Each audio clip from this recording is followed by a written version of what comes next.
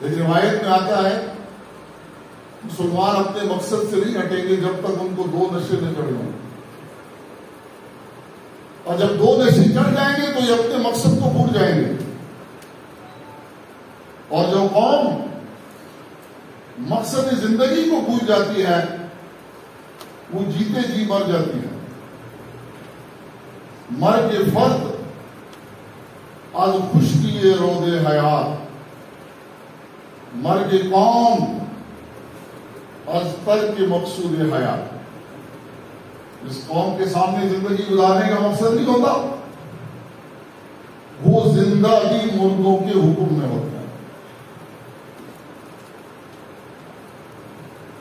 وہ زندگی مردوں کے حکم میں ہوتے ہیں. ہم تو اپنا مقصود حیات ہی بھولے ہوئے ہیں. اور نتیجہ کیا ہے؟ یہ چلتی پھرتی لاشیں آپ کو نظر آ رہی ہیں. میرے پاس اکثر آ جاتے ہیں. پچھلے دنوں ایک ہیڈ ماسٹر صاحب آئے، وہ نیچے بازار میں بینک کے پاس ہی میرا گھر ہے، ادھر اکثر آ جاتے ہیں. تو مجھے بڑی حیرت ہوئی اس ہیڈ ماسٹر صاحب پر، جو ایک ادارے کے سربراہ ریٹائرڈ ہیں، تعلیم دی ہے انہوں نے. وہ آئے مجھ سے ایک لائف سرٹیفکیٹ بنانے کے لیے. آج کل بینکوں کے اندر یہ ہوتا ہے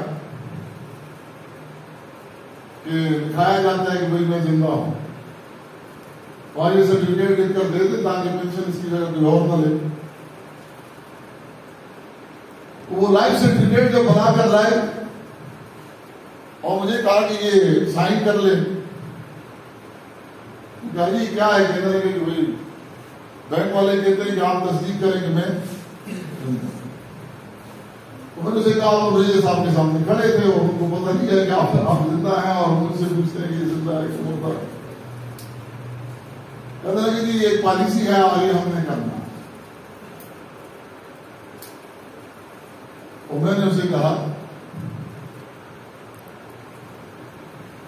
کہ آپ نے صبح کی نماز پڑھی ہے؟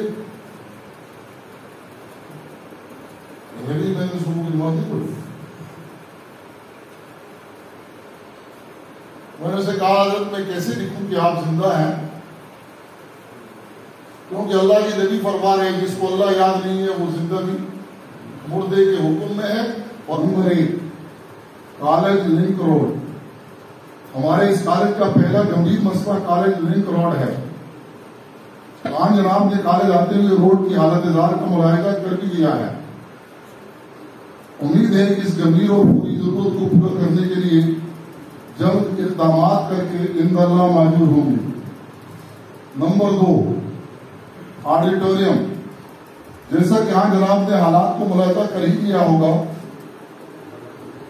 اس مختصر سی تقریب میں کالج کے تمام طلباء کے لیے جگہ کی گنجائش نہیں تھی. باہی وجہ ہم نے صرف منتخب طلباء کو اس پروگرام میں شریک کیا ہے. کالج اعظم میں ہم نصابی سرگرمیوں کے لیے ایک وسیع آڈیٹوریم کی ضرورت ہے، جس میں جدید طور کے تقاضوں کے مطابق تمام سہولیات موجود ہوں. آپ کی تعلیم درستی کو مد نظر رکھتے ہوئے یہ توقع رکھتے ہیں کہاں جناب اس کی منظوری کے لیے فوری اقدامات فرمائیں گے. نمبر 4 ٹرانسپورٹ کی فراہمی. کالج کی عمارت شہر سے 2 کلومیٹر کے فاصلے پر واقع ہے. اس روٹ پر فی الحال کوئی پبلک ٹرانسپورٹ بھی نہیں. طلباء اکرام اور اساتذہ نظام کو تعلیمی عمل میں شرکت کرنے کے لیے کافی دقت کا سامنا کرنا پڑ رہا ہے. کالج اعلیٰ کے لیے 2 عدد بسوں اور 1 عدد ہائی ایس کی اشد ضرورت ہے. اگر مذکورہ گاڑیوں کا فوری طور پر انتظام ہو سکے تو ٹرانسپورٹ کا مسئلہ مکمل طور پر حل ہو جائے گا. اس طرف بھی آج جناب کی خصوصی توجہ درکار ہے. نمبر 5 باؤنڈری وال. گورنمنٹ ڈگری کالج جو کی رقبہ 122 کنال پر محیط ہے، جس میں سے 72 کنال کو تعمیرات اور باقی ماندہ رقبے کو گراؤنڈ کے لیے مختص کیا گیا ہے. کالج اعلیٰ کی باؤنڈری وال 2005 کے قیامت خیز زلزلے میں ٹوٹ کے شکار ہو گئی ہے. جس کی بنا کالج ہم وقت ایک سیکورٹی رسک ہے. طلباء کو بھی ایک خاص نظم و نسق میں پابند بنانے کے لیے باؤنڈری وال کی تعمیر اشد ضروری ہے.